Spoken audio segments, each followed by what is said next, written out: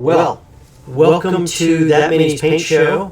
For whatever reason, our startup didn't work properly, and I didn't get anything saying that it stopped streaming randomly. So anyway, hey, welcome.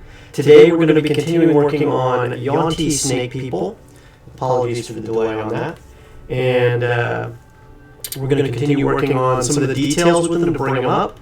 And we're going to add some flesh tones to some of the ones that have human-like heads and arms to the mix here. Can you guys hear me now? Two mics sound like they're online.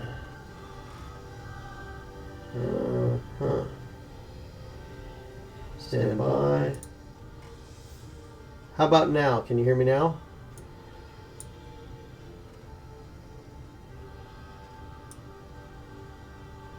Okay, stand by.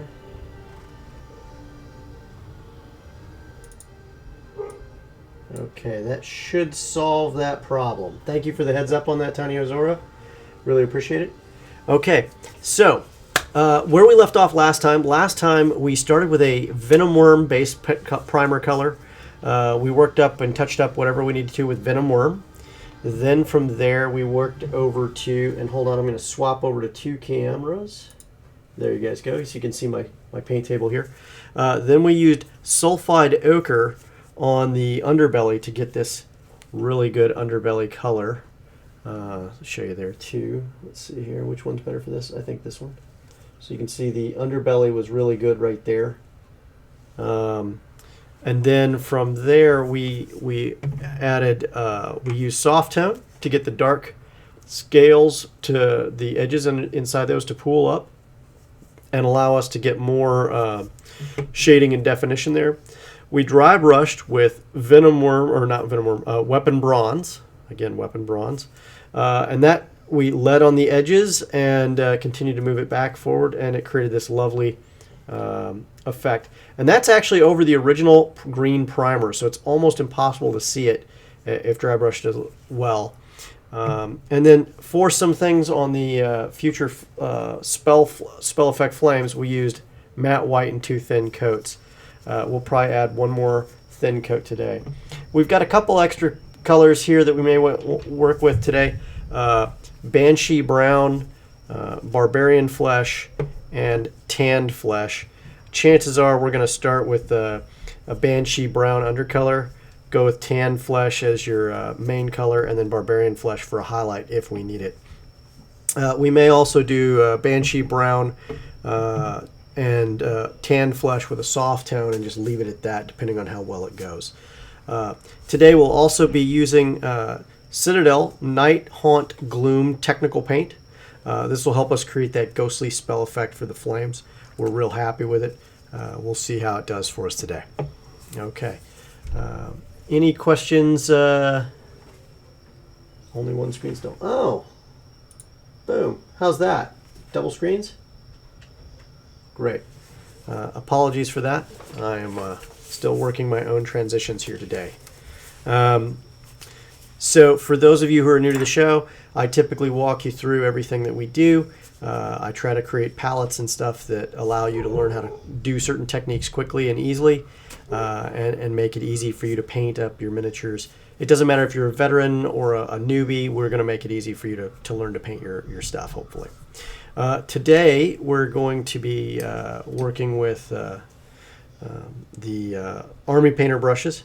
We're going to be using the Wargamer Monster brush and, of course, the Wargamer Regiment brush, two of my favorites. If I add any other brushes for some of the detail, I'll name those brushes as we go. And if I forget to, by all means, speak up in the crowd, let us know, and I'll be happy to explain it to you. Again, apologies for the earlier technical mess up as we started today. Before anything else, I have a cup of water here and a cup of water here. This one says colors, this one says metallics. You want to rinse your metallic colors. These are your golds, your silvers, your plate mail armor, your bolt gun metal, depending on what color or company is making the paints. In metallics, and you want to wash your other colors in colors. The reason you do this is because if you wash your metallics in your colors, you'll get metallic paint potentially mixed in with your paints as you rinse and stuff. And you really want to make sure that you separate those and work that. Okay, let's see what we can do here today. All right, so first thing I'm going to do, since we have some time, is I'm going to work on the heads and possibly chests of these guys, and work it from there. Hold on one second.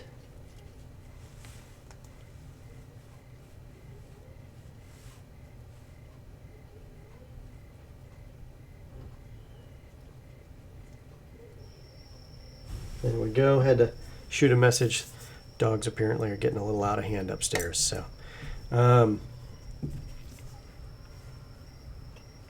okay.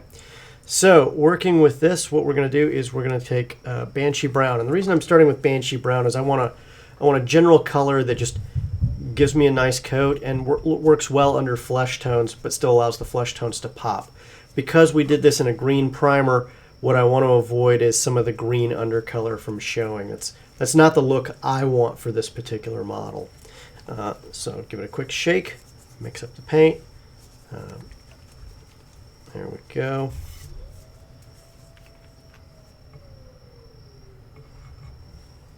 Give it another quick shake. Needs a little more.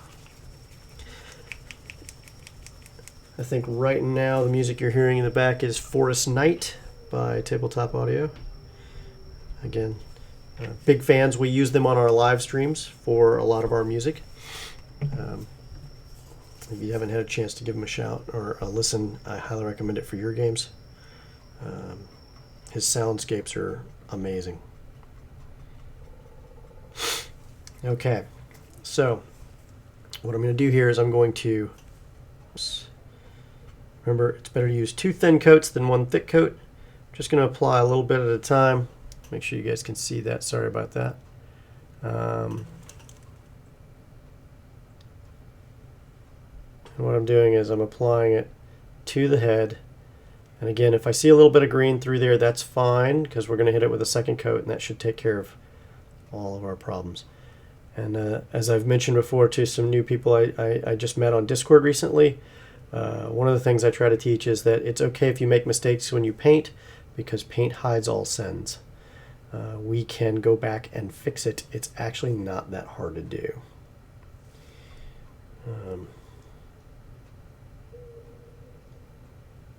And besides that, making mistakes is how we learn.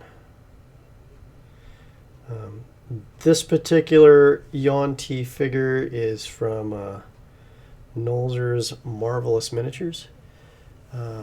It's one of the better detailed faces on a miniature that they create.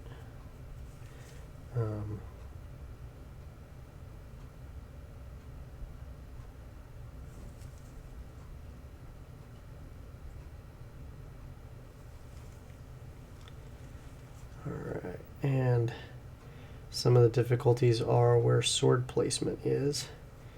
Makes it a little harder to get into the areas where this chest is.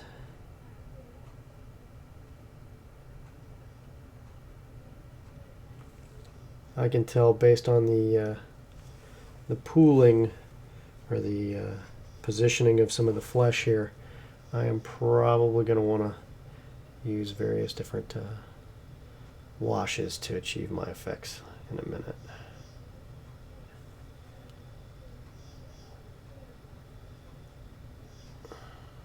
Yeah. So I'm getting here under the arms.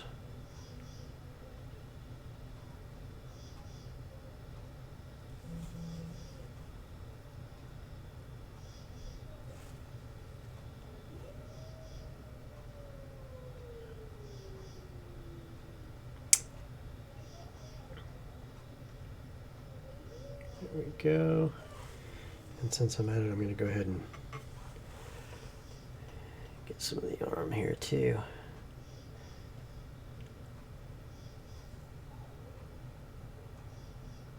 What I'm also trying not to do is get to any of the scaly bits that are shown on the model, because I want those to remain the snake color. Kind of shows the transition there.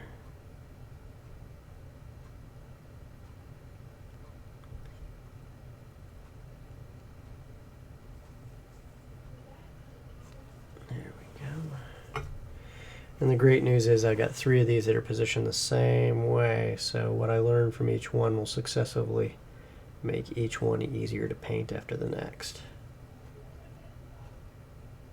One of the techniques I'm using, I don't know if you can see it, is that I hold my hands together at all times, and what that does is that lets me steady it, and then I keep my elbows in tight against my abdominal wall here. That allows me to have a much more stable painting surface, and as I go I can continue to leverage that.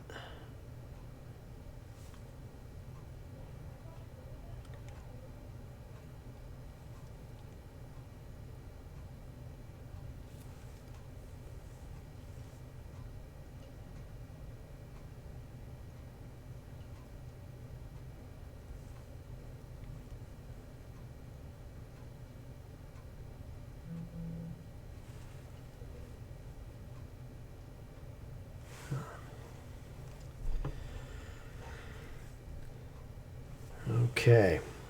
Have any of you guys painted Yaun-Ti before in chat, or Snake People before?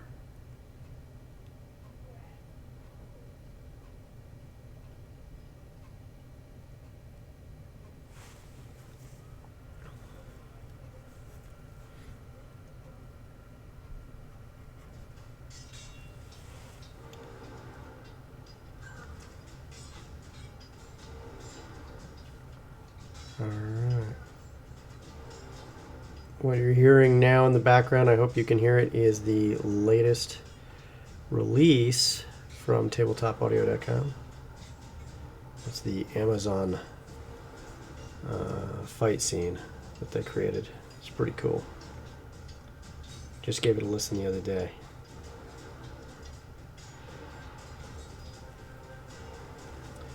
Now I gotta get these abs.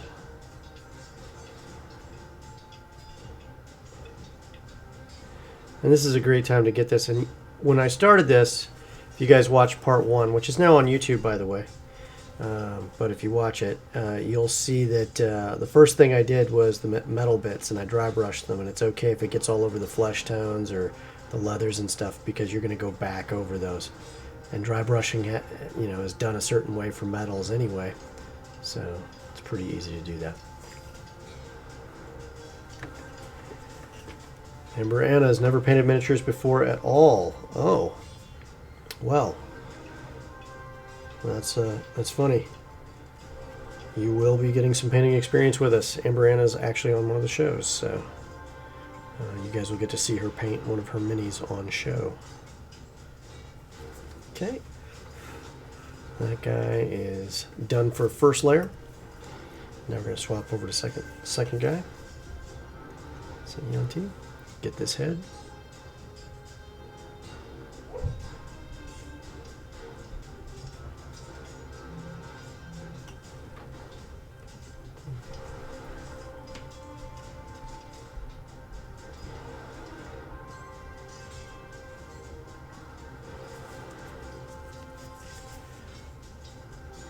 And again, if you guys have any questions about what I'm doing, just speak up in chat. I will check it.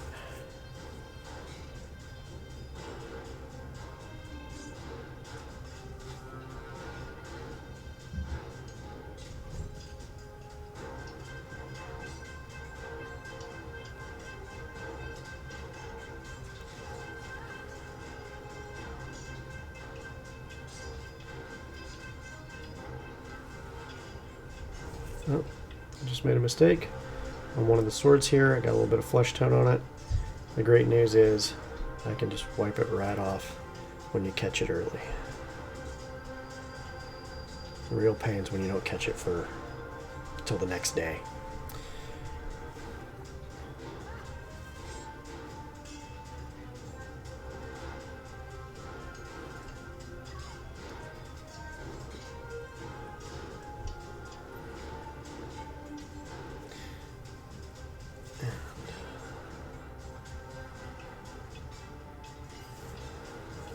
And part of the reason we started this show is because we have to paint all these miniatures anyway for the shows that we do on live stream.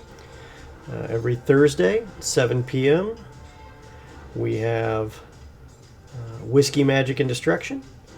And every Wednesday, starting on February 26th, we have our latest show coming out, The Velkin Weave. Both D&D live plays, taking part in the Forgotten Realms.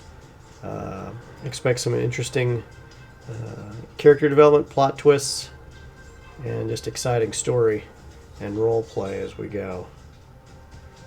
2 different casts, same universe.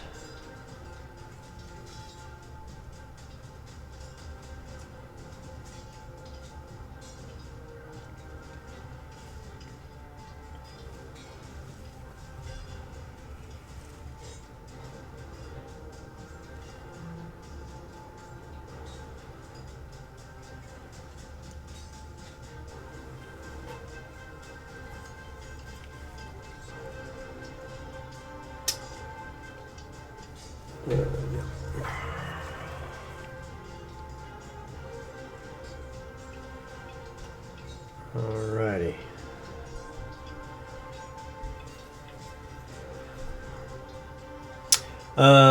JLegs89. Let me answer your first question. Where do I get all my paints and brushes and paints from? We recommend checking out your favorite local area game store. We definitely recommend that. It's the easiest way to go see someone and talk to them about painting. If they don't understand where to get it from, just give us a call or just hit us up in chat or on our Discord. We'll be happy to walk you through some of that, and maybe someday we'll work with you on some other stuff too.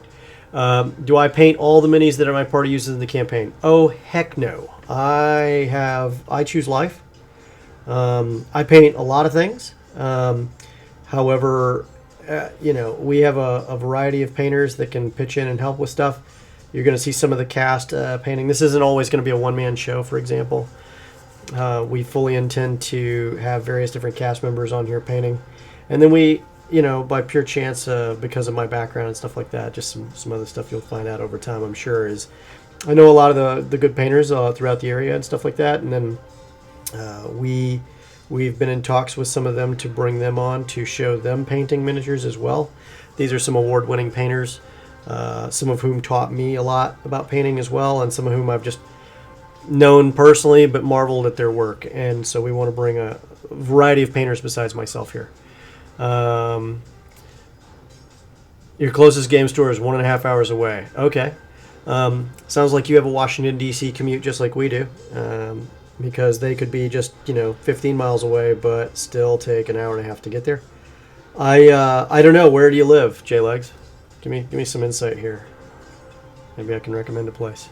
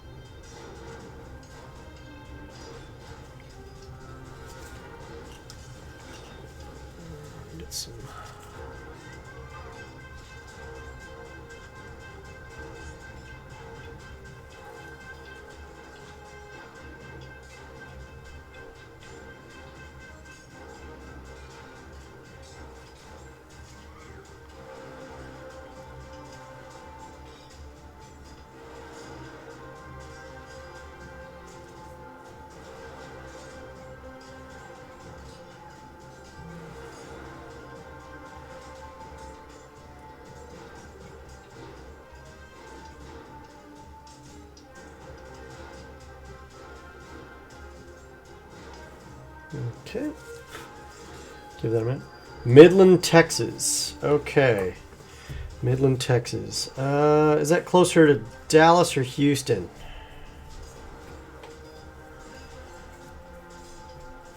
Or some other large Texas city I might know better than Midland?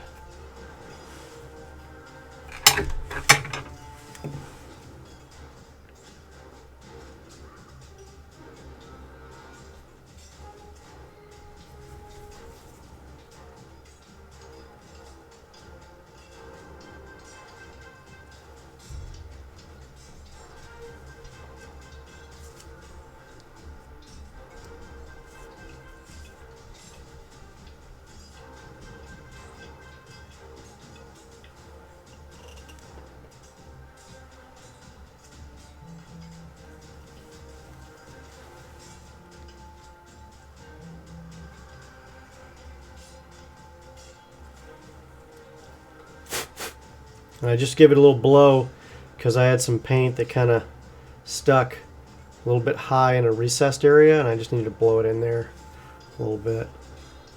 Sometimes you add just a smidge of water to your brush and hit it again, which looks like that took it this time.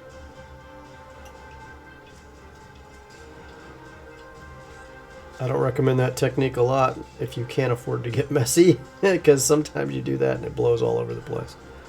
So just be aware.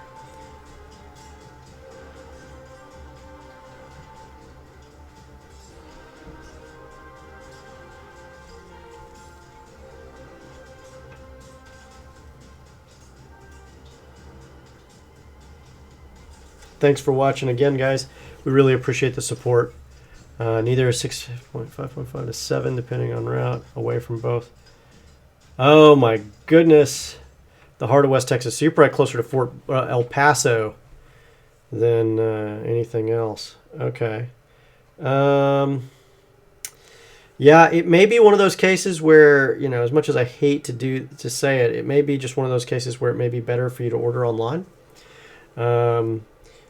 You know, you can't go wrong with the Army painter or Games Workshop paints. And if you can find them occasionally, you might find some other paints from Vallejo.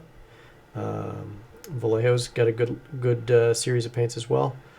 Depending on who you are, you may find some painters that'll only swear by one paint. You know, science says that paint is pigment and suspension fluid, and as long as the color comes out the way you want, it really doesn't matter as long as the suspension fluid and this pigment works.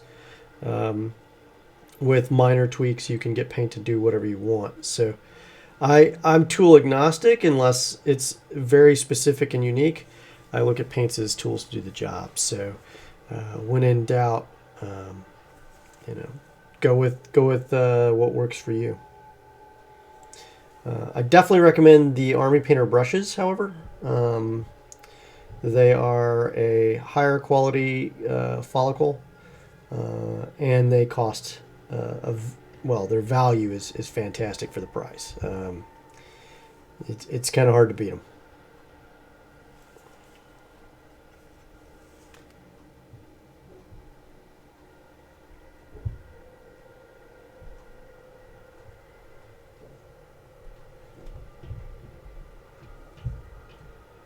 Especially versus certain other companies' brushes that cost twice as much or more and use a less, well, a follicle that's not as good.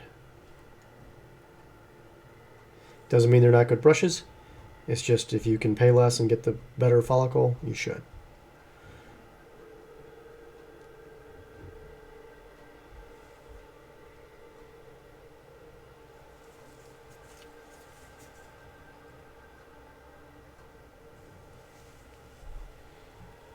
Yeah, sorry, J-Legs. I wish I could point out a Midland, Texas game store to you, but I just have not seen them yet.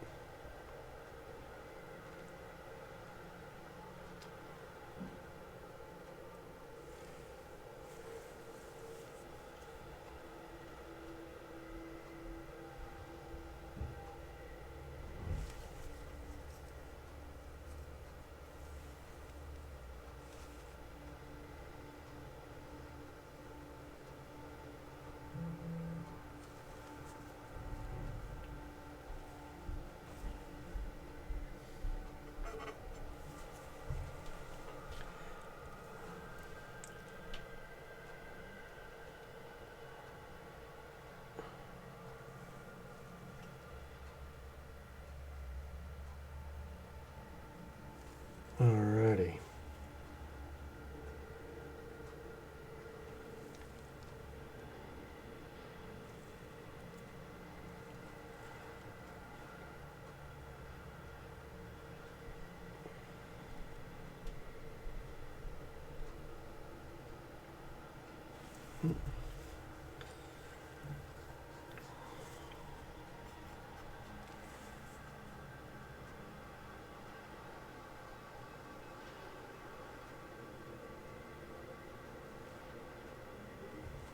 Good questions, though. Good questions.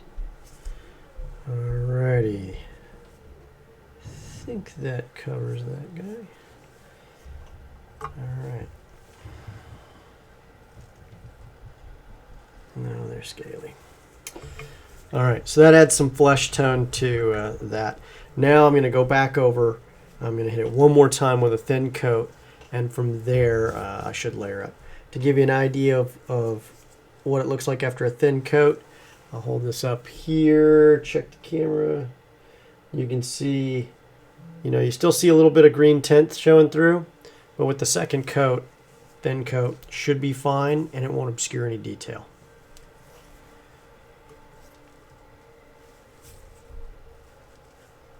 All right. Just before I get started, I'm going to take a brief moment and take a sip of a nice beverage here.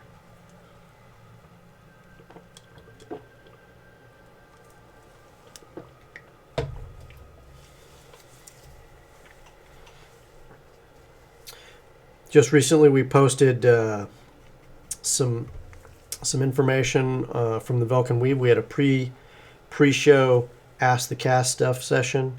If you haven't had a chance, please go take a look at that. That will be posted. I think it may even be on YouTube now. I'm not sure. I'll have to double check. But it's definitely on our VOD list right now. Should be excited to see that. And then you're going to see some exciting stuff coming from the Whiskey, Magic, and Destruction team as well. So.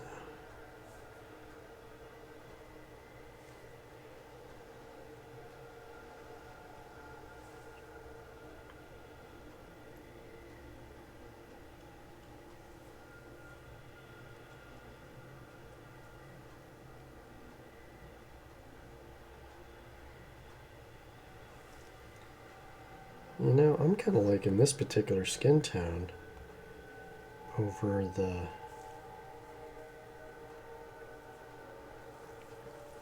maybe going to tanned flesh. I may just stick with this, actually. Hit it with a nifty tone. This Banshee brown's looking good.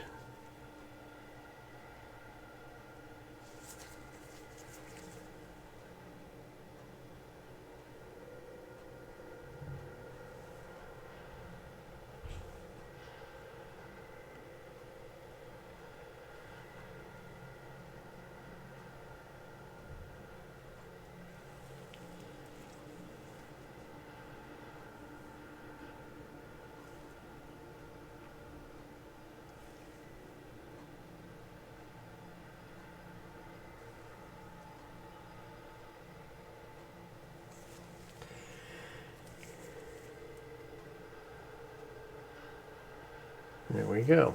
Sorry if you guys are seeing the top of my head, let me know.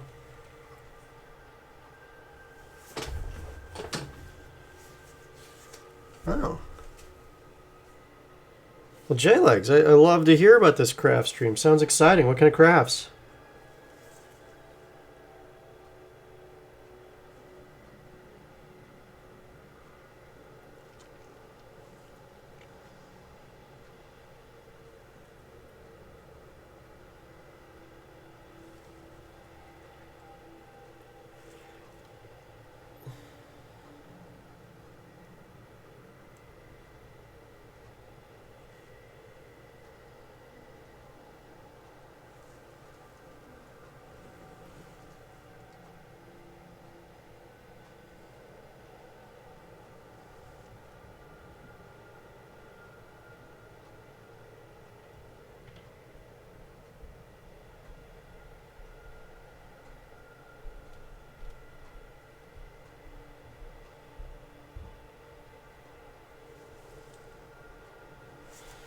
Oops, sorry.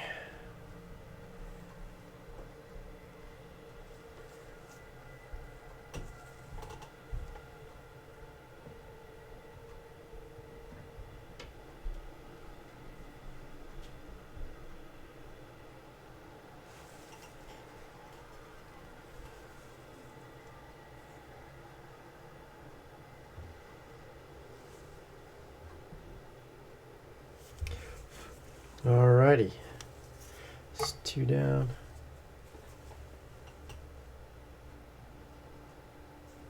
Interesting. Good to note.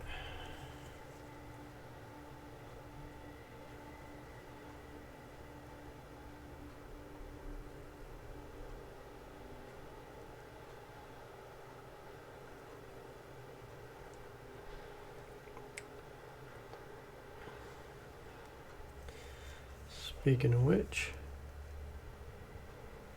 a coat of paint takes, I mean, from the time I got from the first model to the third model and went back to the first one, the paint was dry. Washes take longer. Washes take, washes can take about 3 times as long, but it's not usually too bad. So, speaking of dice trays and such, our Patreon is now up. If you haven't gone to patreon.com/thegamestavern, please do so if you feel like supporting us. Some of our upper tier support will get some goodies. I know that the very first patron we decided to be a little extra special for, and they're getting one of our new special inspiration tokens and one of our new special dice trays made of birch. So pretty cool. We're real excited to make sure he gets one of those. And of course, patrons get behind the scenes access and all sorts of other cool stuff too. But then on top of that, we just, that support goes a long way to making sure that we can provide even better content for you from show to show.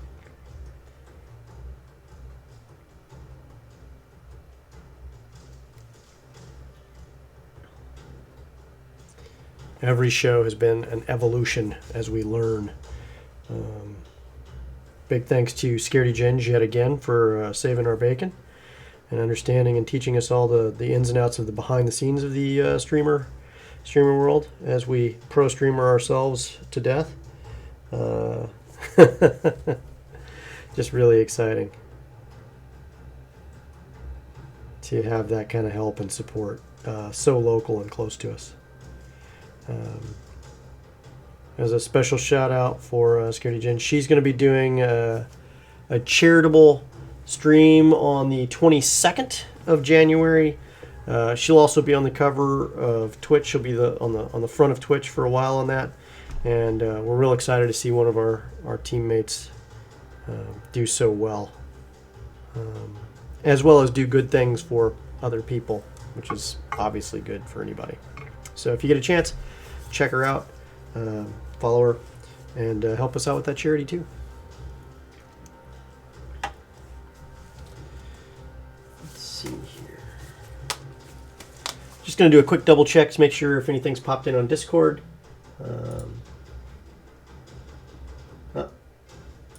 Thank you, and thank you. Our announcements went through. Beautiful. And done. Alrighty. Thanks for your patience on that. I just want to make sure if anyone's talking to us through Discord, we don't miss them too. Alright.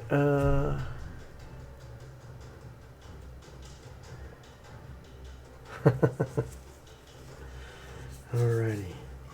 Alright, so while I let those flesh tones go and dry for just a smidge, one of the things I'm going to do is I'm going to switch over to these sorceress-like ladies. I'm going to, apply the ghostly flame effect to the white flammable flame that they hold in their hands in a spell-like manner. And I'm going to use the Citadel technical paint for that. Technical paints are an interesting beast here. So the viscosity is thin. Let me double check to make sure I didn't have it.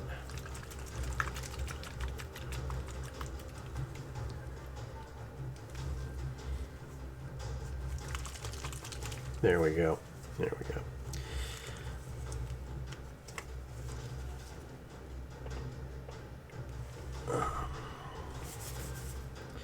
So for this, I'm going to switch over from the Regiment brush to, where's the brush I want to use for this?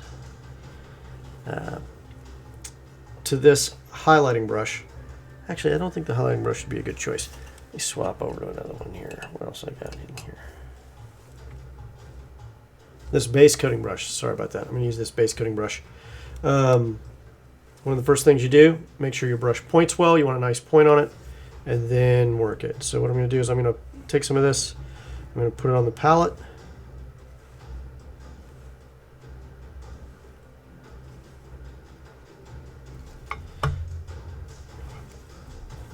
And then from there, I'm going to go directly on it.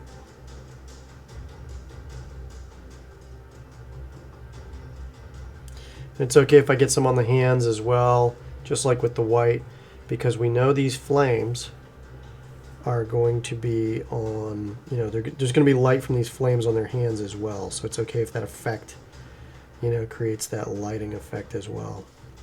And I may use some of this on the tops of their hoods when I get done with them. And I will probably be using a blue cloth on their bodies as well.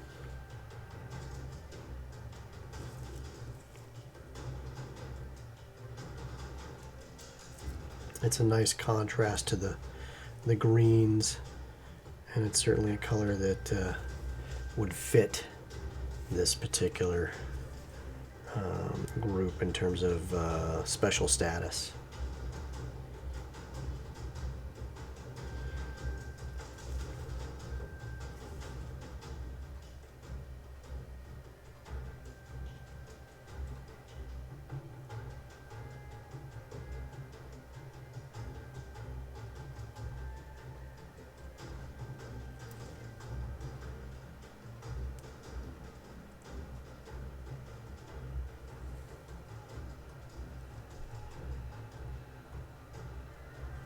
Okay, now I let it dry and it'll do its magic. Now just a little bit more to the palette to work with.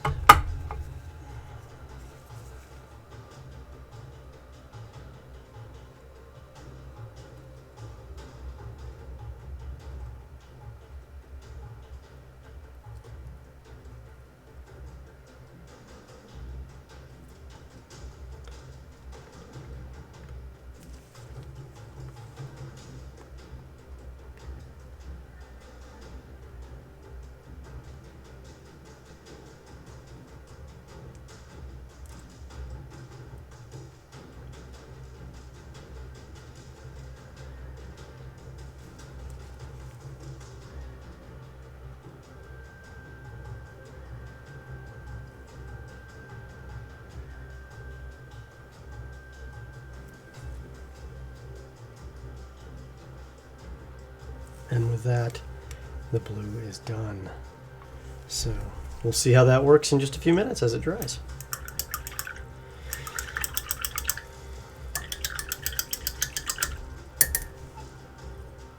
And again, after rinsing the brush thoroughly, what we do is we check the brush, we make sure we run it along the paper towel, and we keep rinsing it until there's no more color on the brush.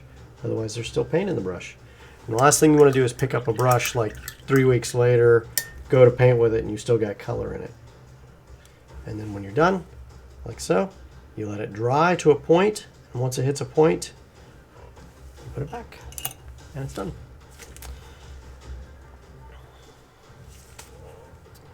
Let's see here.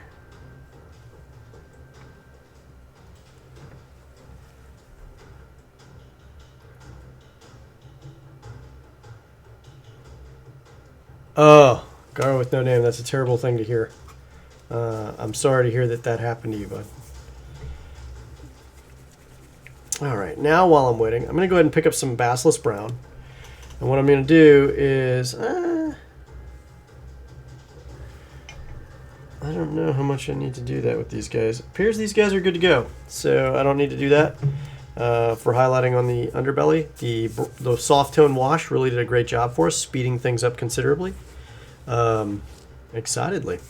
So now what I'm going to do is I'm going to go grab some Venom Wyrm. And what I'm going to do is I'm going to just touch up a few spots where the scales may have gotten some bleed over from the dry brushing of the metallic. from the weapon bronze and some of the stuff that came with that.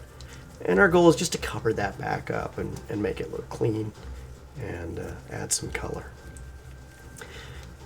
The reason I like to use the soft tone is it tends to be kind of a brown color, and that light brown in the recesses of all the stuff on these snakes is, well, it's just a phenomenal color choice. It works really, really well.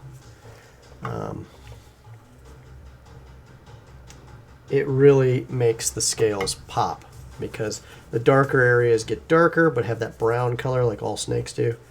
And it just works really well. Alrighty. And Venom Wyrm was the base color we wanted to start with here. Get this mixed up here. And again, when we mix the paint, we're trying to go for the consistency of melted ice cream. But what I'm also going to do is, since it's mostly a dry brush, I'm actually going to rinse this off.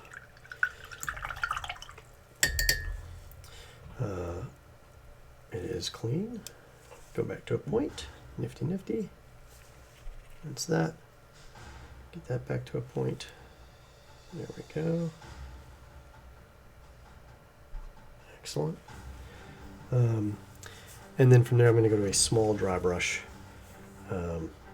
hobby dry brush, which is different than the ginormous Wargamer vehicle terrain dry brush. So, smaller dry brush. Again, a little dab will do ya. Dry brushes, circles, and that takes care of just about everything.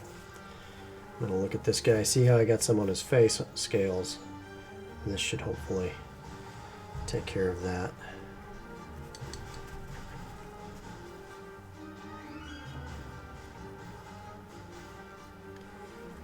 Actually, I might need to actually do some hard work on this guy.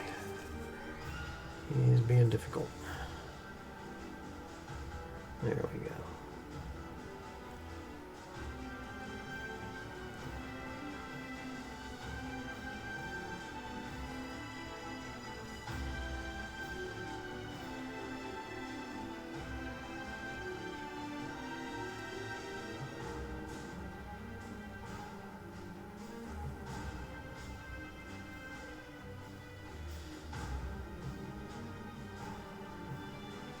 If I wanted to, I could probably have left this alone and no one would have been the wiser.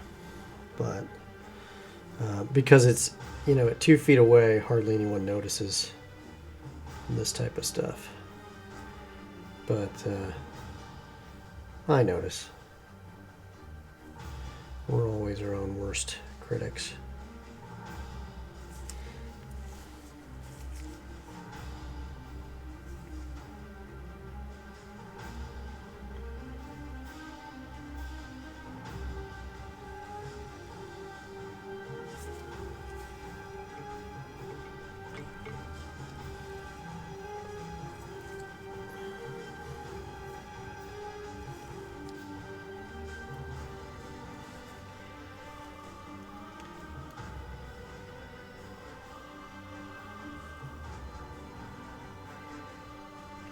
Okay.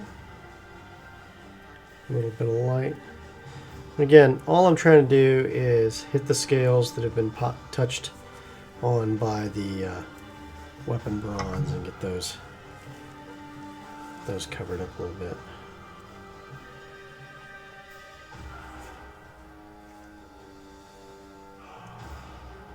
If you see me hit the palette a few times, it's because I'm trying to make sure it's thin. You'd always rather be thin on your coats of paint rather than thick.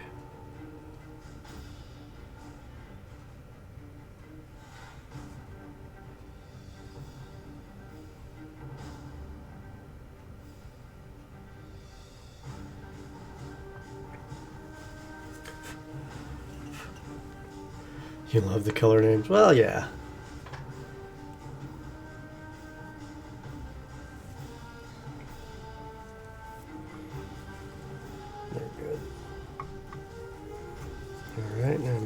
These guys with the human tops or the human-like tops, Just gonna catch some edges here where the metal bits have been overbrushed onto some of the scales.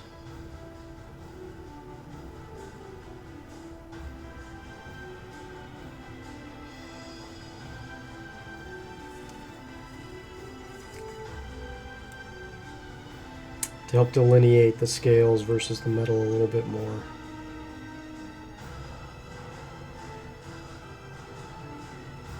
It's actually pretty simple.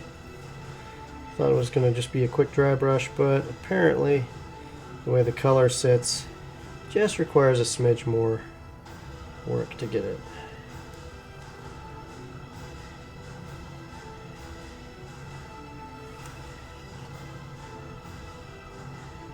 Right here by the elbows in particular. There we go. 2 more.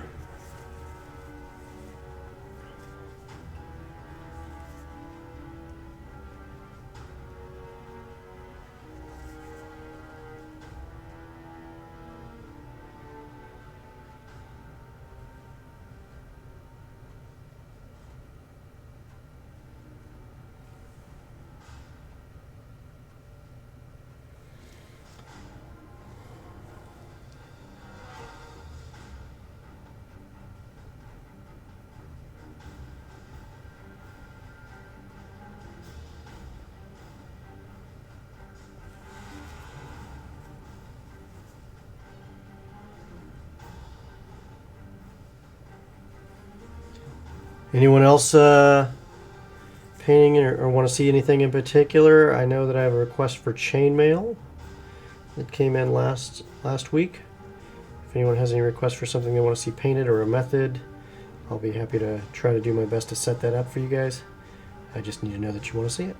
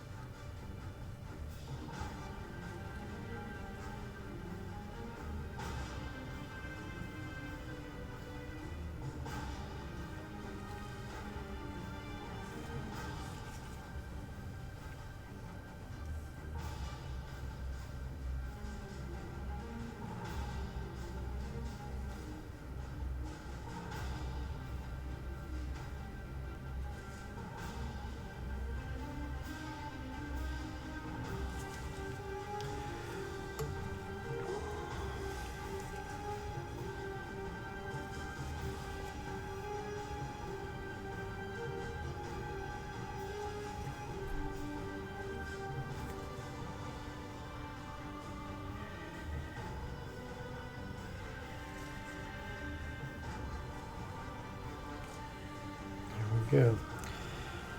One of the reasons I went with weapon bronze is that's a slightly older style of metal that was being used by the era, and since snake people are typically shown in a lot of the old Greek stuff, it just seemed to have stuff for the Bronze Age seemed to fit better. So, alrighty, I'll rinse my dry brush here. Appears we got most of what we needed done there. I'm going to just double check this major guy one more time. I see a little spot on the back of the tail here. It's been bronzed up on accident.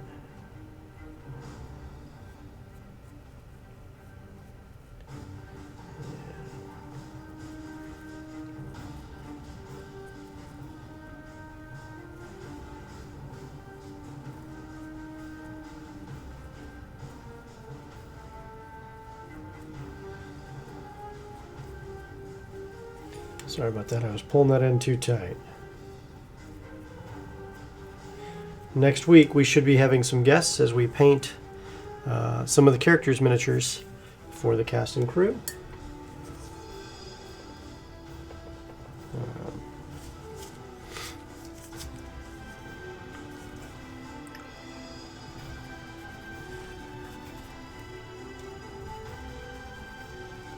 Get it rinsed out really good here.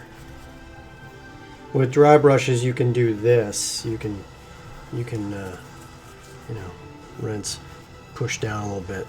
I would not do that with a normal brush. I don't want to damage the hairs in the fairing there.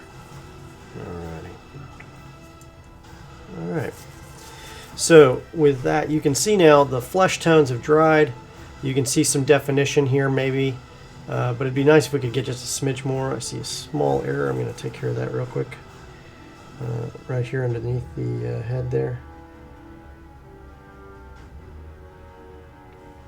There we go. But you can see the look, the muscle, and then you can still see the scales on the back. Now, I was going to bring it up with tanned flesh. I don't know that I really need to do that so much as... what I'm going to do is I'm instead going to just bring it up with a little more soft tone. Soft tone is a wash that we use. It's a really good one. Pretty excited to be using that one because it's done so well for us in the past on these. The Army Painter washes are so forgiving, and we think the main ingredient in them is called cheating because it's so easy to just go with it and do it. And again, going back to my Warhammer Regiment, or not Warhammer, my Wargamer Regiment brush, confusing brands there.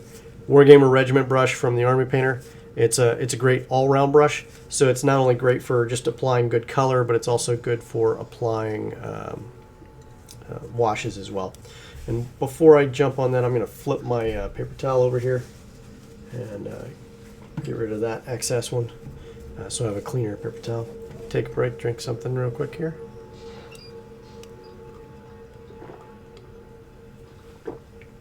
Welcome everyone. Again, I'm just demonstrating some speed painting on Yaun-Ti snake people. Some various techniques in the color palette and the paints we use to do this really quick. And I'm painting up, let's see here, 6, 7, 8 of these suckers. And I'm going at a reasonably slow pace so you guys can watch. But you know, the fact is if you can bust out 8 of these things in 4 hours, you're cooking with gas. I think the ones I painted on the show, I painted, oh gosh, how many did I paint? I've got them right here. I had to bust out all these very quickly. So there was about 3 times as many, for that matter. And I did those in about 2.5, 3 hours myself. So the detail level on these is going to be slightly higher. I can actually bring those up to speed on it. But the reality is it's that quick to get a bunch of miniatures painted and make them look great on your tabletop. If you even have that many Yaun-Ti. This is an exception. We have some pretty heavy-duty collectors that have been collecting for the better part of 10, 20, 30 years in some cases, some of their miniatures, and so they've been gracious and they loan us some of their miniatures to use as well. So what I'm going to do is I'm going to take soft tone here, and I'm just going to apply a little bit all around the model where the flesh tones are. And it's okay if I spill it into the scales because this is the same wash that we used on the scales previously. It'll help blend the flesh tone here, this Banshee brown flesh, into the green a little bit as well. So it'll look, you know, relatively good, like it's supposed to be there. And what you'll see is this creates a shading effect that's really easy to work with. It looks really well done. You don't have to work too hard on it. It does most of the work to achieve the shading that you probably want on your miniatures. And looks good no matter what you do. Well, that's not entirely true. If you think you get too much in there, that's okay. Or if you get too much on one particular area, that's fine. You can tease it out like I am. Like I got a lot in the front here. So instead of applying even more, I'm just going to tease it around to the back here. Go ahead and get a little blade over into the scales so it blends nicely, and just go from there.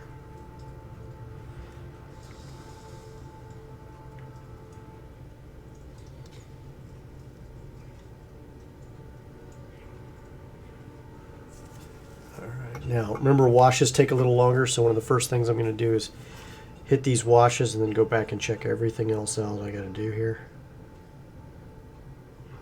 See how I just got the face, I just blushed it all over. Now from here I tease it out over the rest of the head.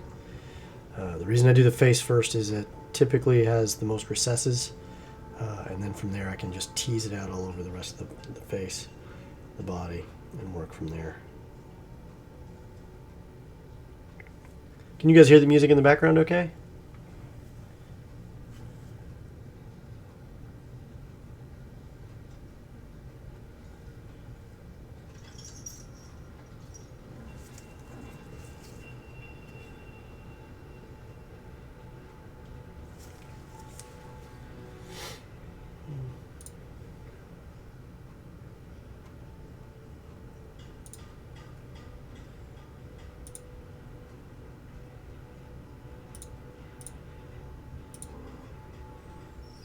Just double checking some stuff here, making sure we look good.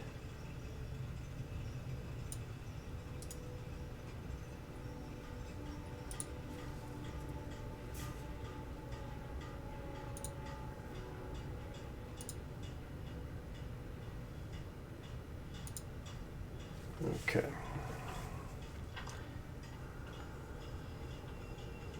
Can you guys hear the music in the background? That's also what I want to make sure you guys can hear.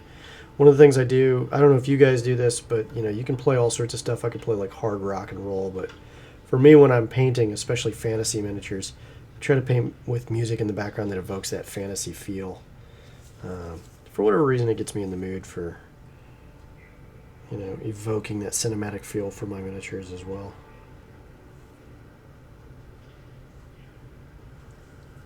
Yep, okay, good, good. I think right now the soundscape I've got going on is Dwarven City.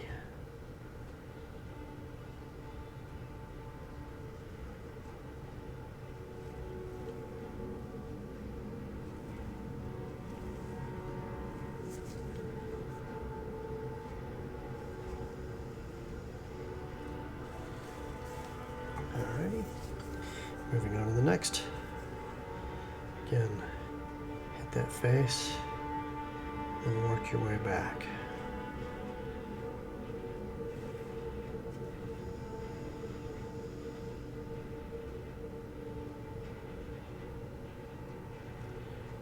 So for this episode, I'm trying something new where I have a screen to the front right of the camera where I can see y'all's chats as opposed to having to turn 90 degrees to look at chat and see what you guys are talking about. I hope you guys like it. You know, feedback would be great on that. Like I said, we try to evolve and learn from every single show. I think so far we've made leaps and bounds from our first show involving a white dragon. That was a struggle just to get the bandwidth to keep the show going. We're in one go. So.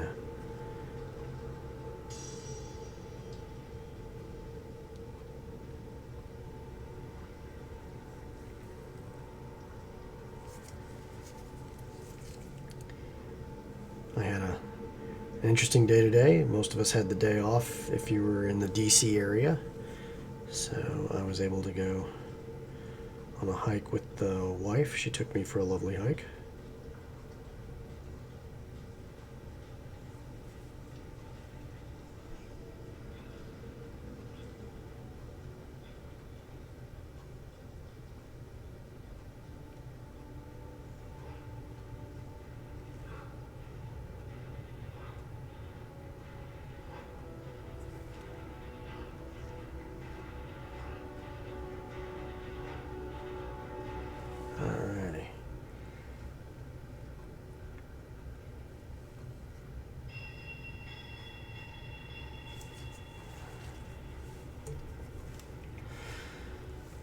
Alright, so switching over, I'm just double checking this snake guy right here.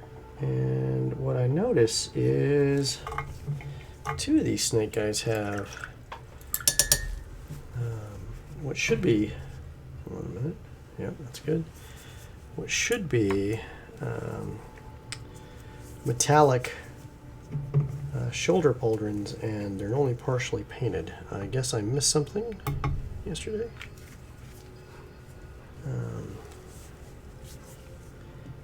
I don't want to do that, so drop in some weapon bronze here. Let me just get a quick once over on those.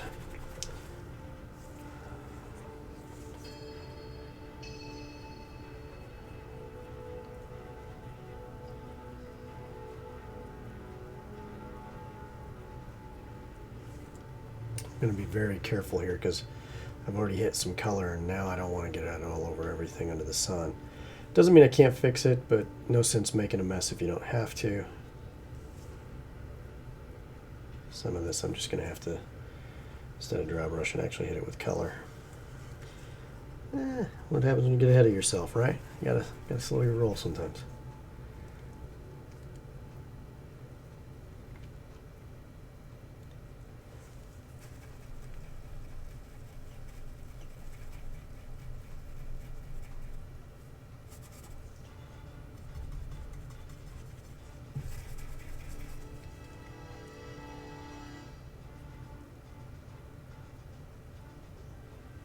That should do it. I know it's the back of this one. We did get the shoulder, but we didn't get the back effectively.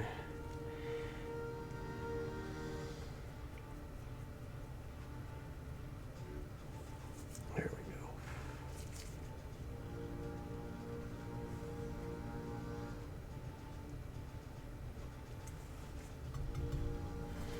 go. Again, a dry brush technique is done by applying paint to the dry brush and then in a circular fashion wiping most of the paint off and then hitting the high points of the model with the relative light amount of paint on there. And you can see right here where the high point has been hit by the bronze, but the low points remain. And that's how we did the metals for all of these models. Okay, I'm at the halfway point on the show. You guys have any questions on anything we've done so far? Any questions on colors, brushes, anything?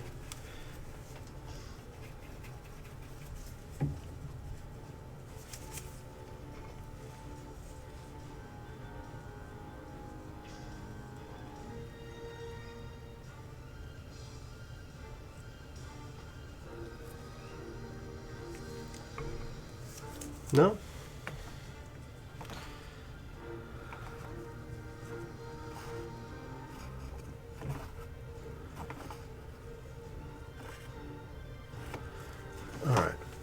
Now, I'm going to pull out crystal blue and troglodyte blue.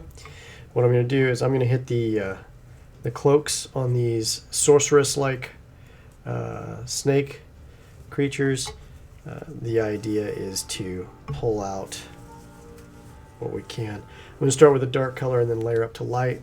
Should be a pretty easy thing.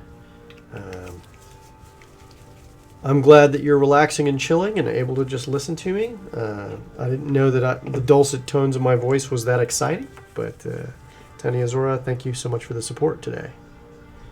Ooh. Crystal blue needs some good shaking.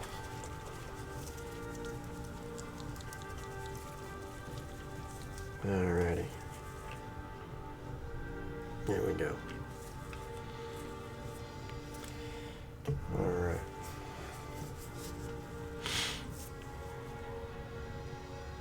Tease that out.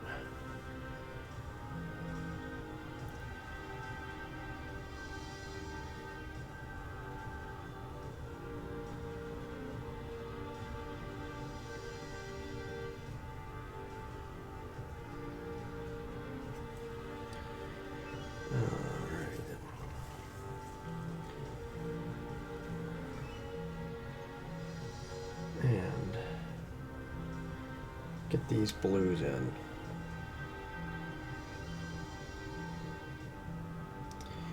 And I'll probably have to do 2 thin coats because this stuff is, you know, we're going from dark green to light blue, so it's better to do 2 thin coats, let that set, and hit it with a second coat on top of that.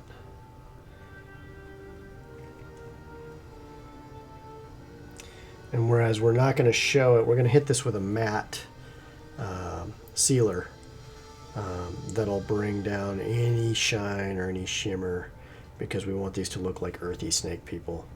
And then if we need anything with shine or shimmer, we'll hit it again with a gloss coat manually over just those parts.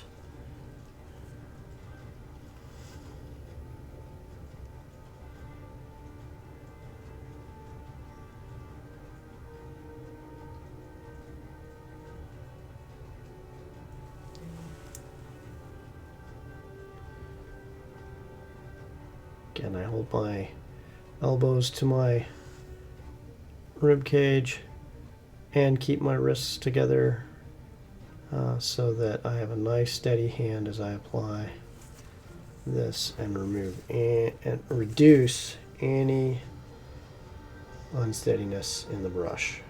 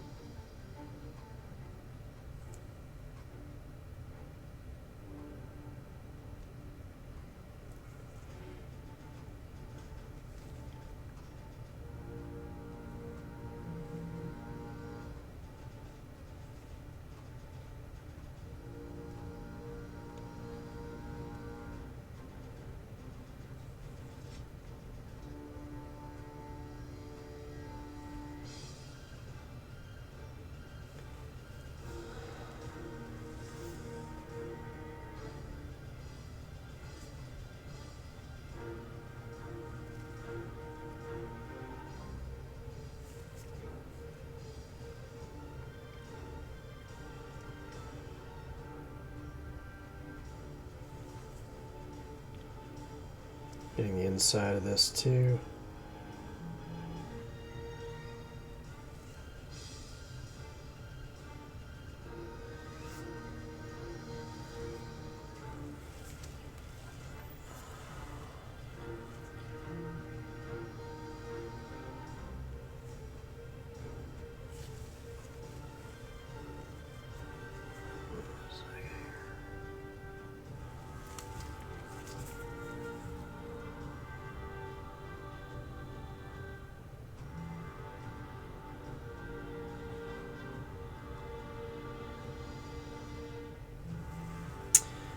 Tough edges sometimes.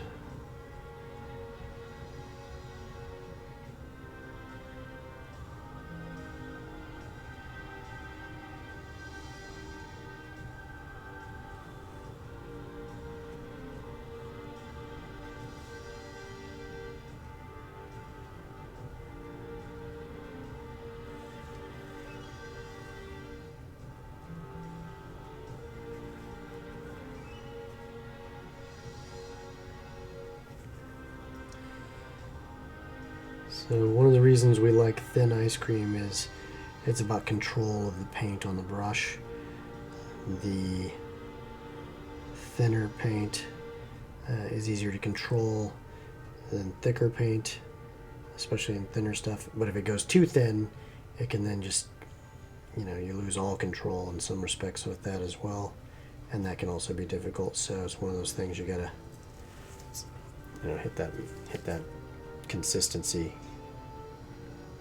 if you want to get the effects that you're looking for most of the time for painting.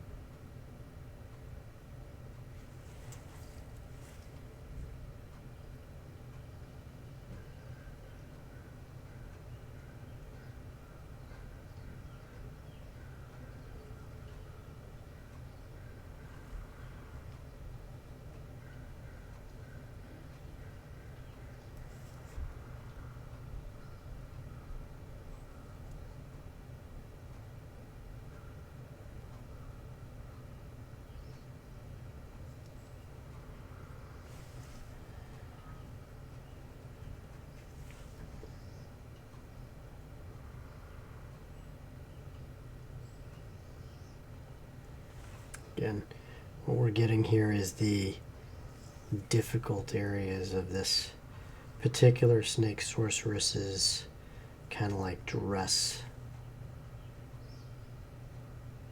They've made this particular snake person look feminine, and so there's some interesting sleeves and other curvy angles that are tough to get to sometimes. But we got that one done. And now we're going to hit the same base color here. Again, this color is crystal blue. The reason I'm going with a blue is it contrasts heavily with the snaky colors. I think the sorceress types and the leader type should have some accents that are just a little bit more, I guess the word is pop.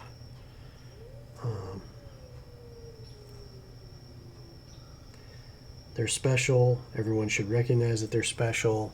Just one of those things.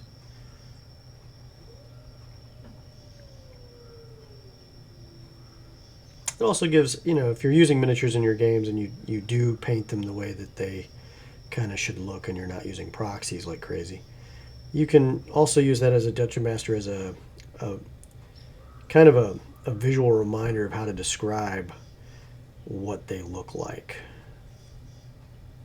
I know that's not always possible because, well, miniatures are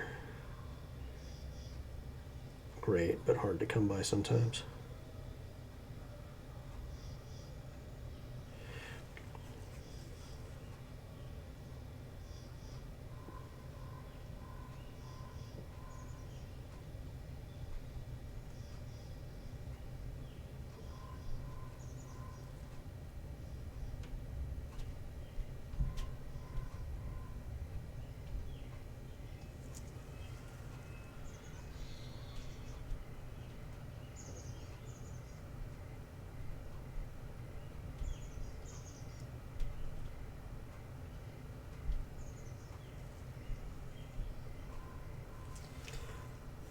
You guys seeing this okay? Am I pulling in too tight?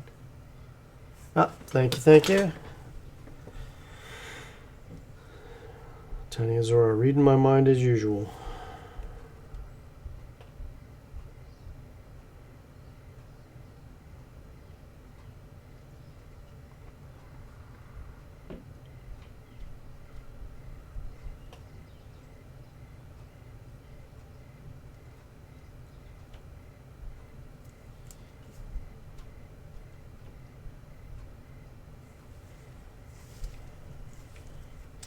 One of the other techniques you learn is not moving the brush to the model, but moving the model around to where it makes it easier for your brush.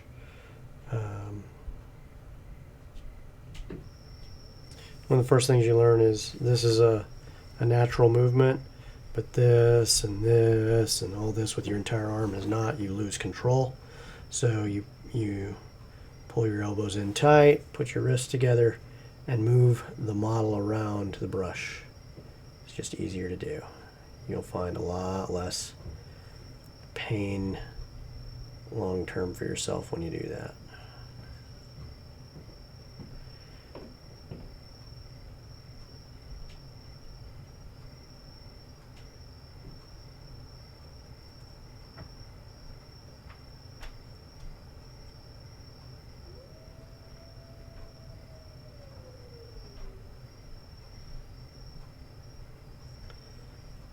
Okay.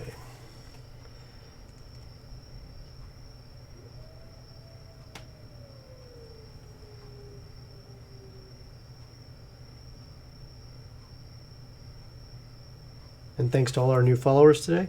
Hopefully you're enjoying what you're seeing today. I certainly am excited to have all the support.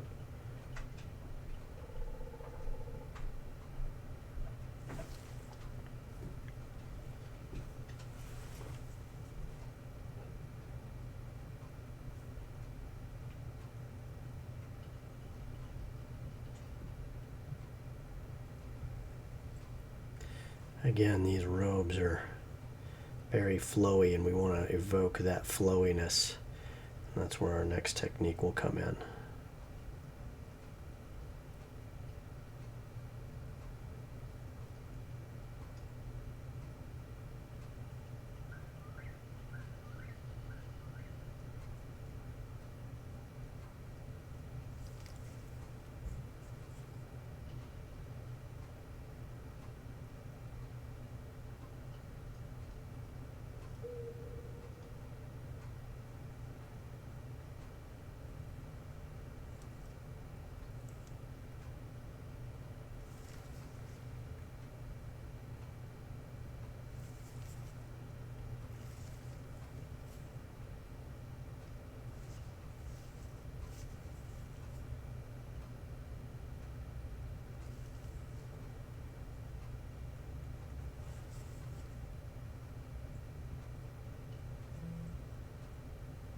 Alrighty.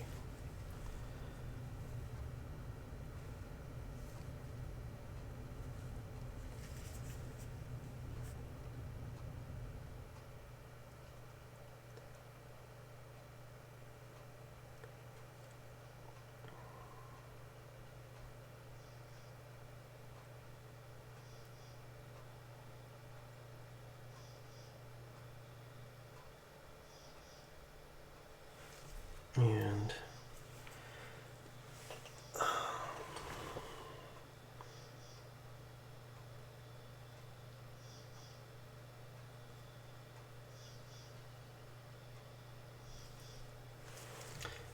okay, let that dry for a minute. Double check the other one, make sure I got some of the areas the same. Hit some areas I didn't hit as well. I love this particular soundtrack in the background because you hear the wolf every now and again.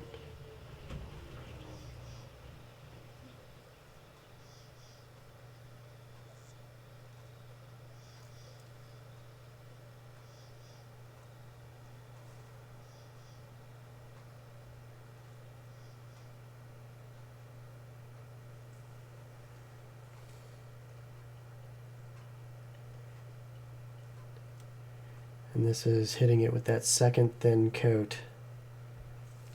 I can go a little faster now because I don't need the thickness of the color here. I'm only hitting the highlights where it really needs it, or the drop points where it really needs it.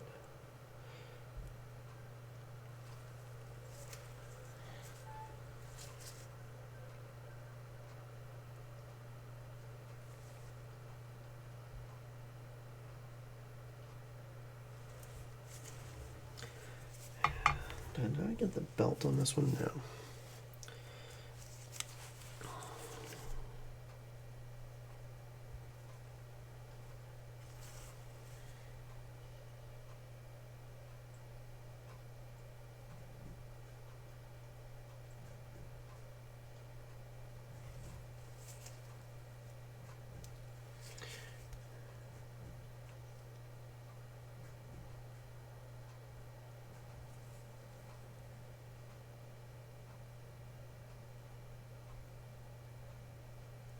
Hit these back edges here.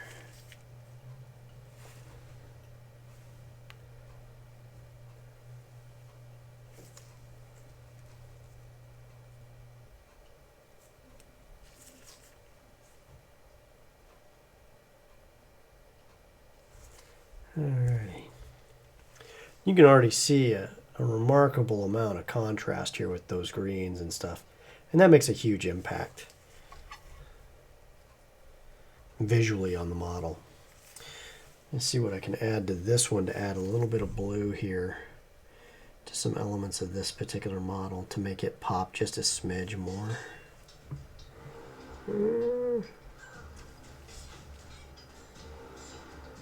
Whew. Not giving me many options here.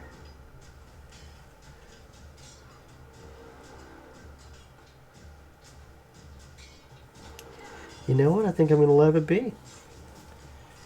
Take a look at it. I just don't want to wreck it.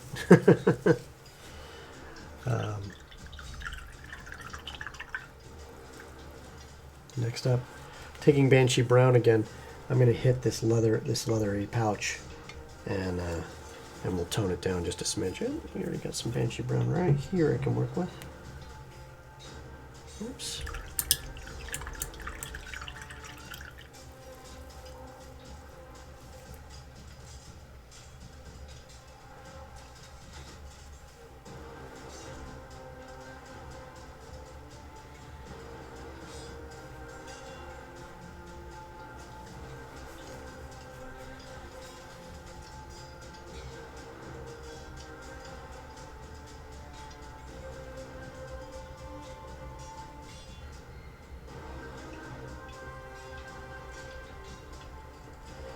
And again, if anyone wants to say it looks kind of like human skin, that's okay.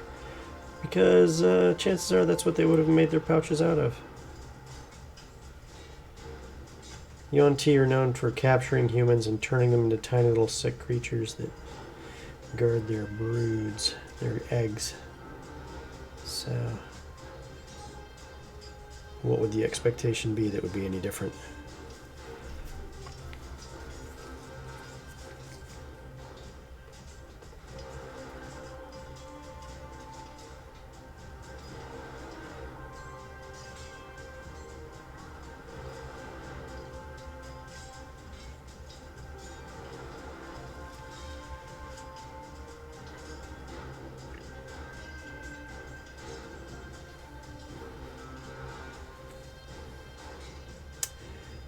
At this point, we're just adding the last little bit of details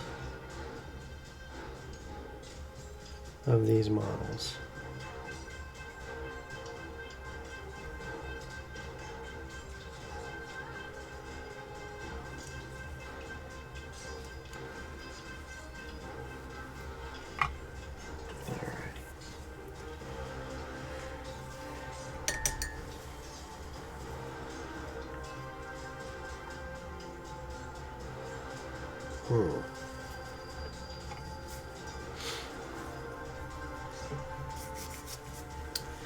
Let's see what we got here. Training them to be pouches. Sure, we could train them to be pouches. Why not? I mean, like, I've seen crazier things, right? Did I say training them to be pouches? It wouldn't surprise me if I made that error. Swipping out to a little bit of leather brown here, so you guys can see what I'm doing.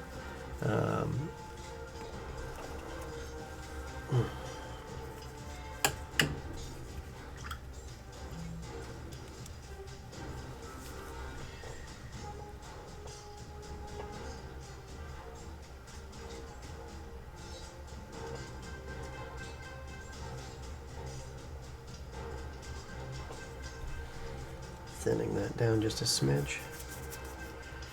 And what I'm hitting now is the leather straps on their chests.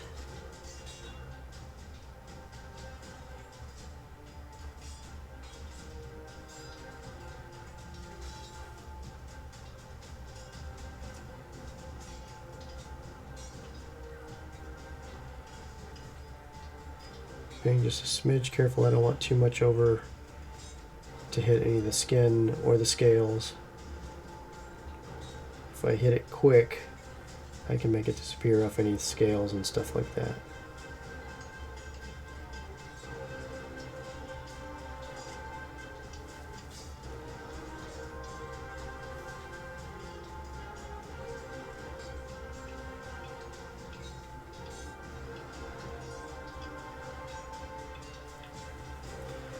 Again, I bring the model around to the brush, not the opposite way.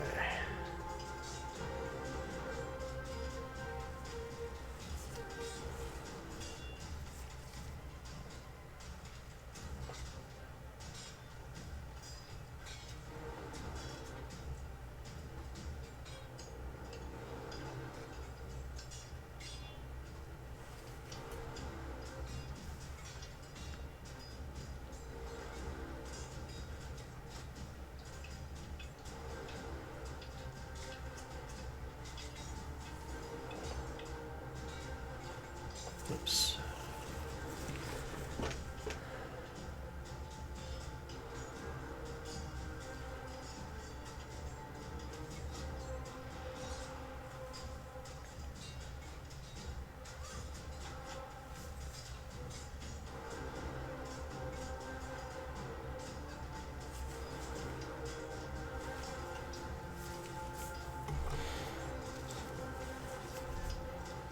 And move on to the next.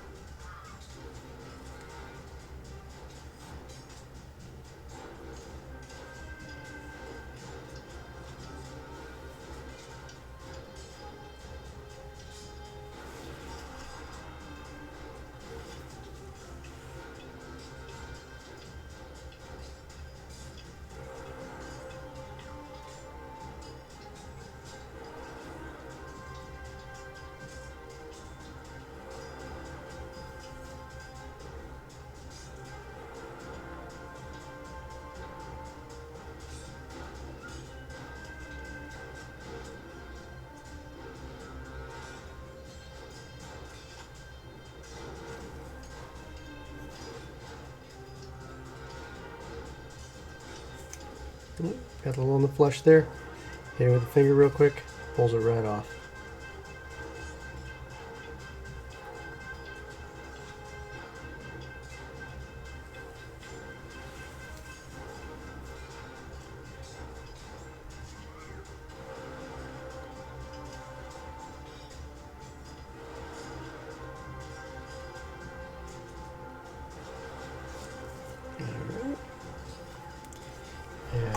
Last but not least, final guy.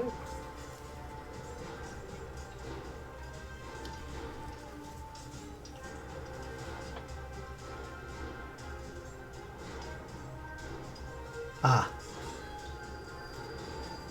Good call, Garo with no name. I see where I may have, where that joke could have easily been made.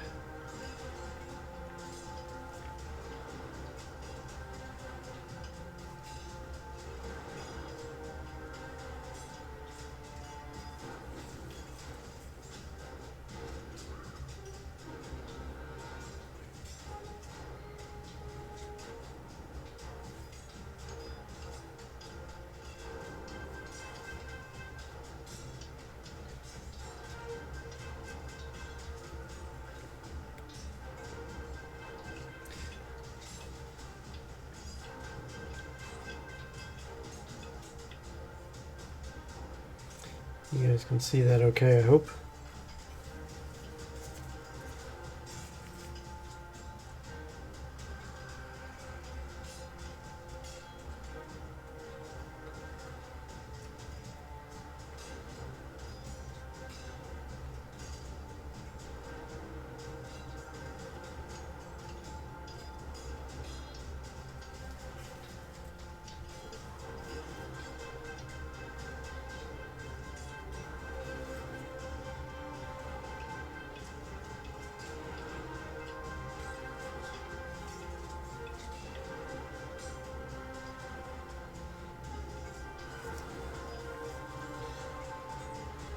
Okay.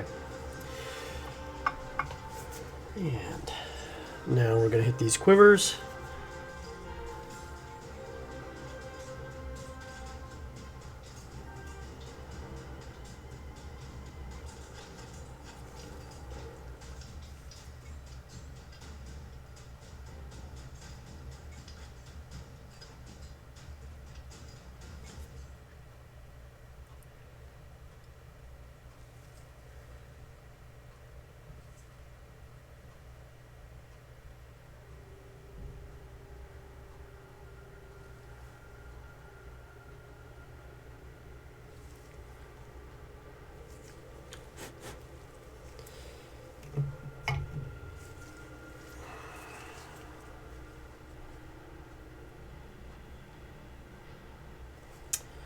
Got a little bit of fishtailing in this brush. Gonna rinse it again here shortly.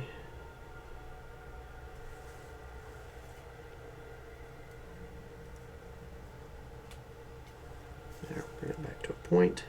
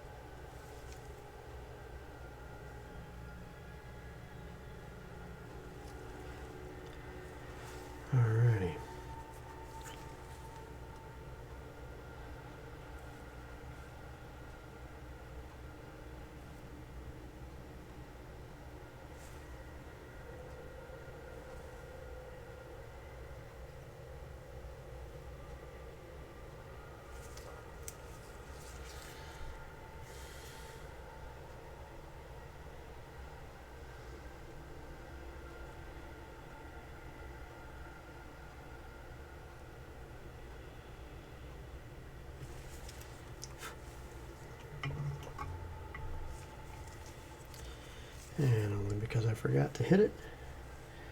I'm getting some brown on these leather straps here.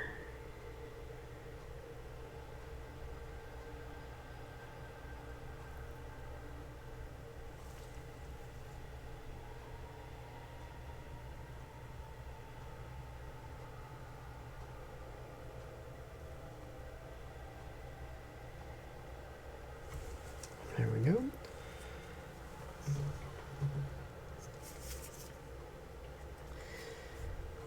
And I'm gonna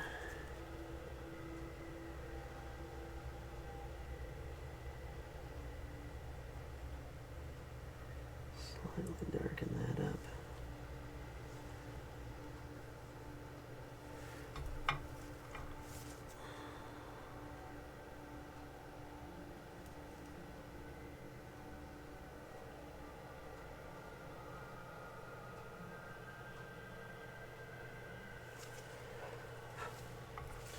All right, in my last 15 minutes, thank you for the heads up on that.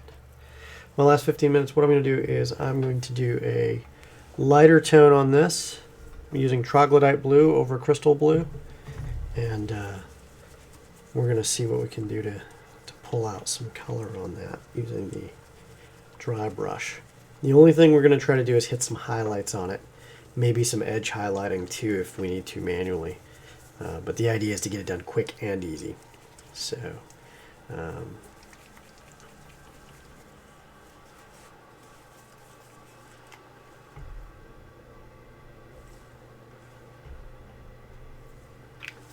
we go. I really love the way these dropper bottles only let me use the paint that I need to. You know, in some cases I've gone a little heavy because I wasn't sure exactly how much I needed. But been pretty effective at keeping my paint loss low. So you can see the dark blue here, and what I'm going to do is hit it with, and all I'm doing is hitting the edges so that the highlights show and there's still dark areas in the recesses. Oops. Got a smidge on the snake tail. Slow my roll just a smidge.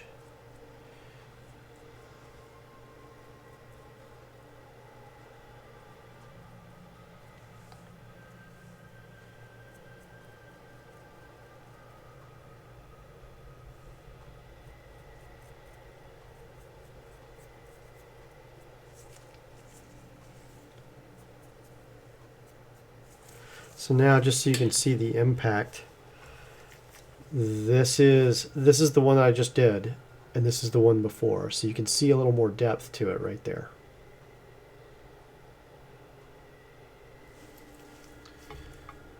So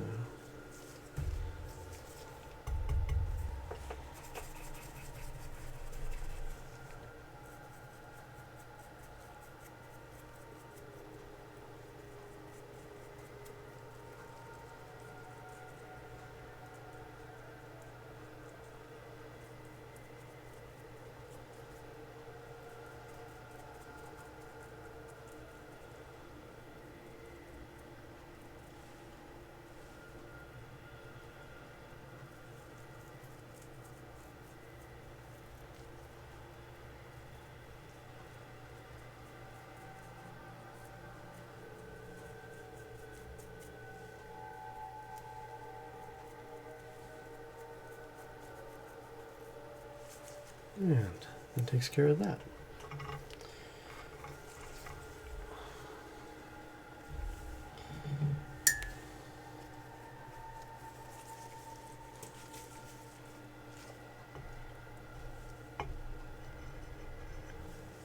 Have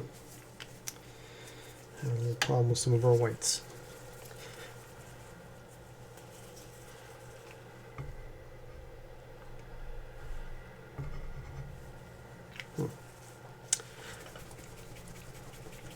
Let's see if that works. Yep, that did. All right.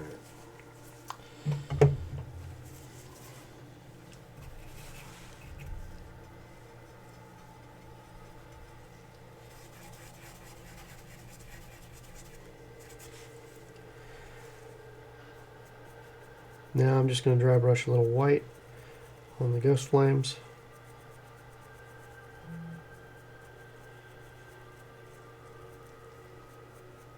Just to make the highlights pop that much more.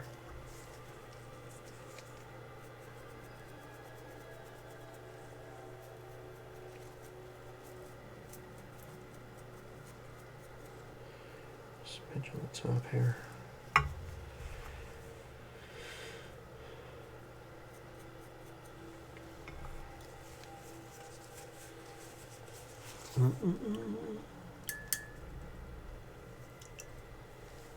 Okay. And from there, we now have completed Yaun-Ti that look great on camera at 2 feet away. Plenty of detail, plenty of pop. The only thing we're going to do at this point is we're going to pick up some of the extra details with some metals, probably the weapon bronze. Double check our straps to make sure they're good, and hit the skin or the pouches and stuff with a little bit of brown soft tone, and we should be good. This pretty much sums up everything that we needed to do today for these Yaun-Ti, and really sets a high standard for the actual paint jobs themselves. Do I have any questions on anything we've done so far? While you guys are answering, I'm going to drink something.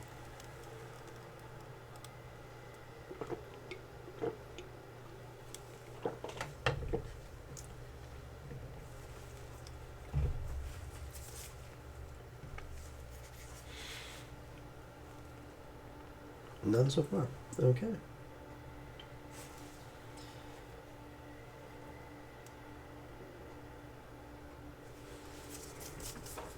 How's the format? The camera's working out for you guys that are watching right now?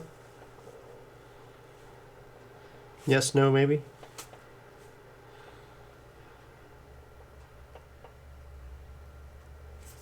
Must be good.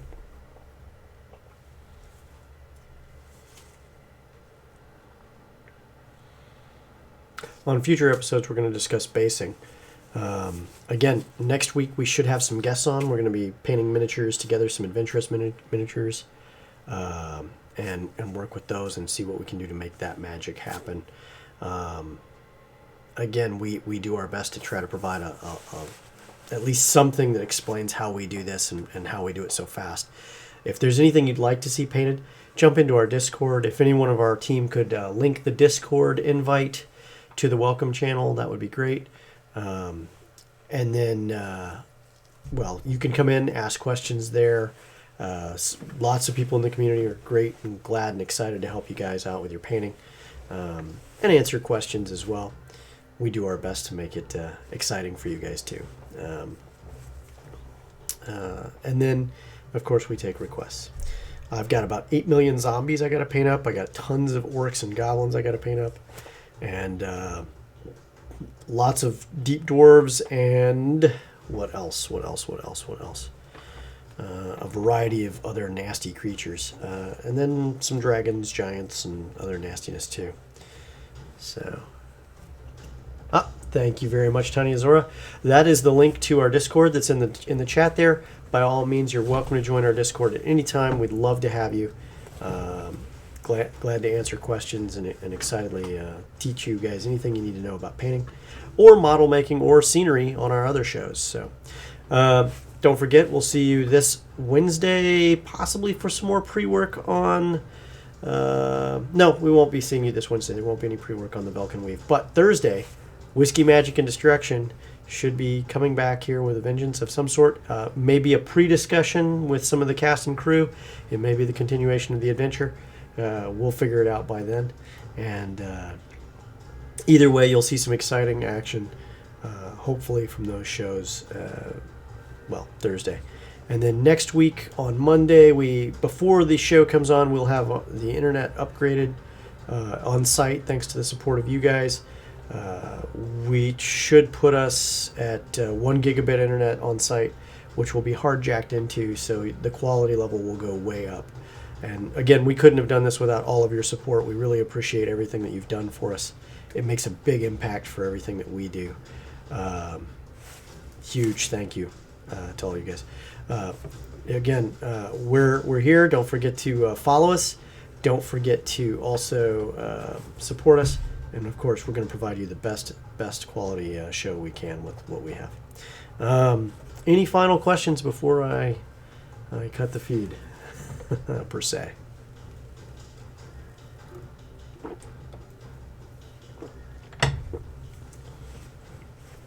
Or any requests for models? I got chainmail last week. We're going to be doing chainmail here soon.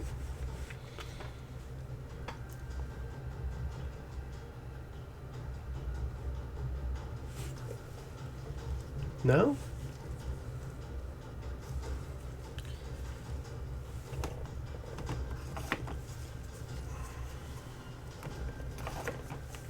Okay. Well, again, thank you so much for watching. I've got about 15 total more minutes that I plan on streaming today. Again, your questions are important to me. I'm just going to do a little bit extra on the wash on these pouches and a little gold, and then go from there.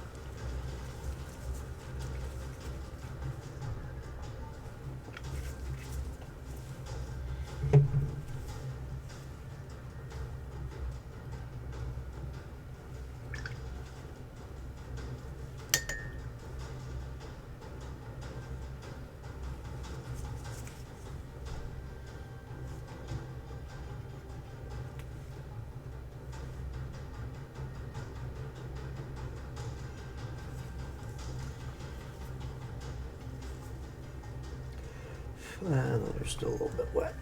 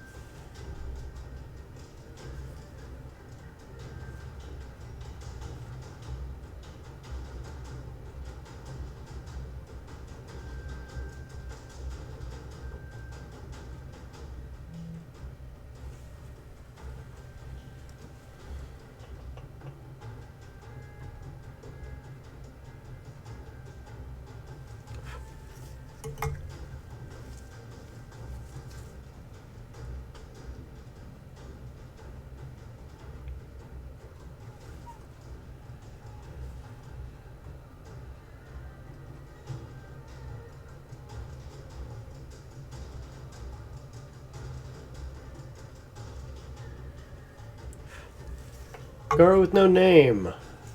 What are you actually working on? What miniatures are you working on, if any?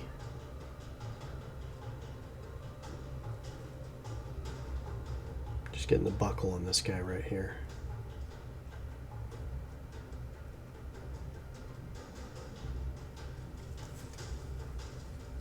Oh, how many? Oh, you bought the original bone set? All the Kickstarters?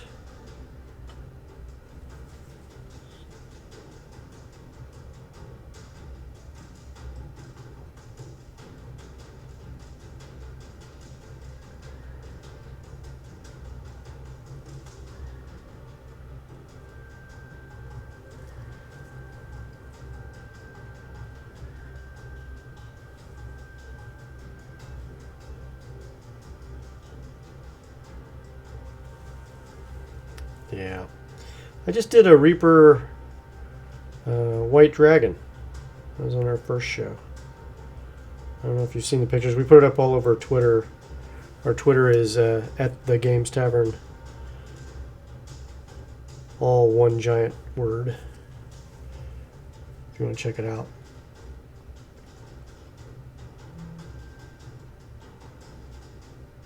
There we go.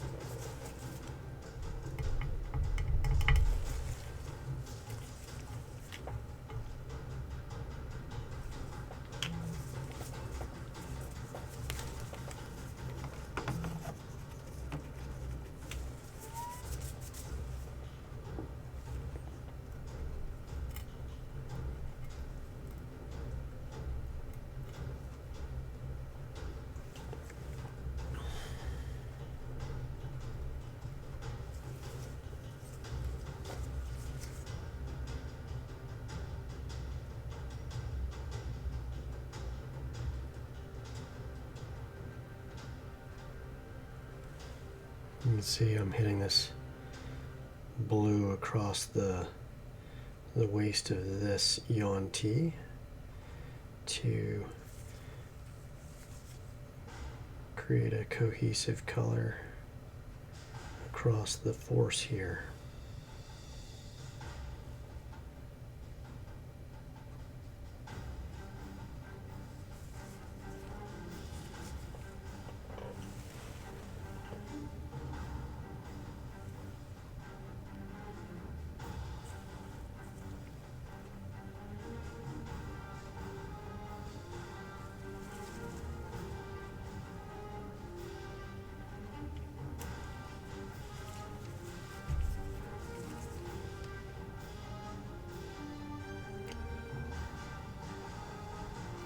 Sometimes something goes a little further than it's supposed to. You can use another brush to pull the pigment away. Again, that creates an effect that lets you know that you can fix mistakes.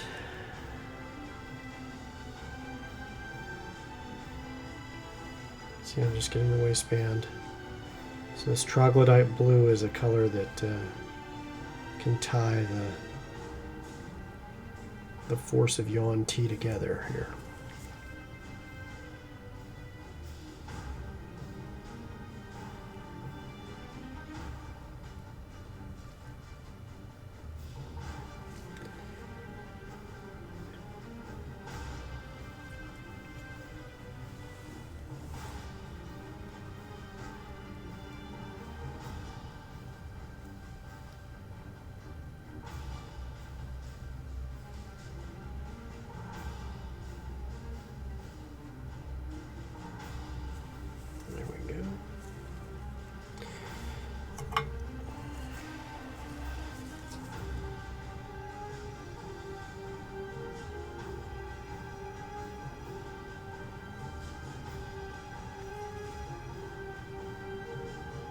For whatever reason, the right side of these guys is a lot easier to get to access to because of the way the arm's positioned than the left side. I don't know, the detail on this particular model is some of the better work that I think that they've put out.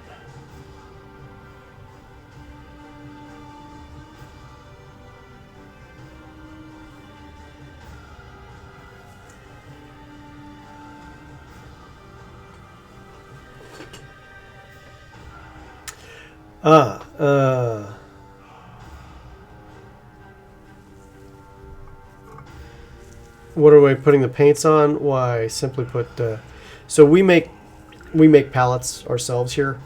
One of these days we'll have a show that's going to show how we paint we place the palettes on there, and how we make the palettes themselves, and we'll show you how to do it. And make it real easy for you. But essentially, you can buy pallets. Most hobby stores have them. Sometimes they're made out of plastic. I'm not a big fan. We laser cut ours out of ceramic. But there's some ceramics that are better than others, so we prefer to. That's a longer answer to a shorter question. If that answers your question, J-Legs. All right.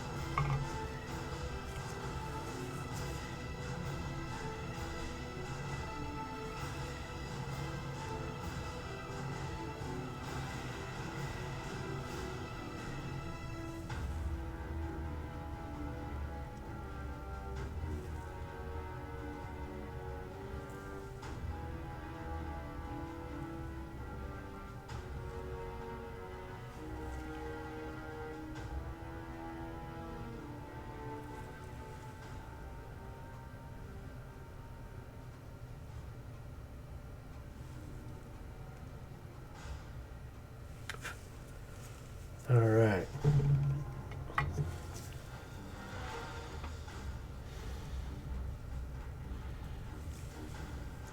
And Jay likes to give you a little more on that. We have a future show coming out called Hobby Knocked that will talk a little bit more about the rest of the miniatures and tabletop hobby that involves, besides painting miniatures, everything else. So how to make scenery, how to make your tools, how to build different parts, some basic rules of thumb and safety, all that type of stuff. So just be aware that we're putting that together now. That's for future release. And then we also have some product open boxes that will explain as well on some of the things that works with these products.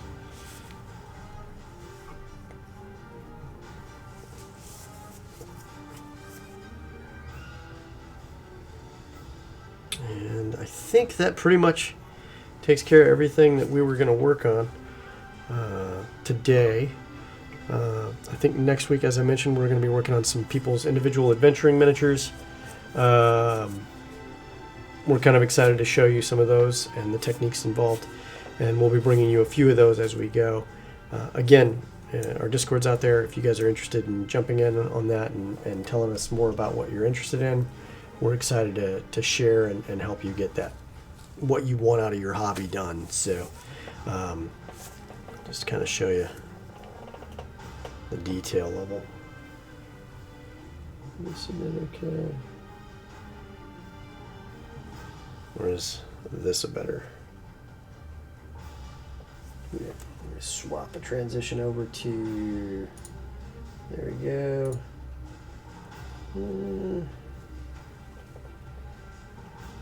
Not really focusing on that. No, I guess not. So. Yeah. So you can see from here a really good idea of what it'll look like. And again, 4 hours total. This is all we spent the time on. We'll be happy to explain anything else you did in Discord or in future shows if you have questions. In the next few days, this should be posted to YouTube in about 48 hours. Again, my name's Reid. Thanks a lot for tuning in. Be sure and check us out on Wednesdays and Thursdays, 7 p.m. Eastern Standard Time for the Velkin Weave and for Whiskey, Magic, and Destruction, our 2 live play shows for Dungeons & Dragons. And we'll see you around. Bye, everybody.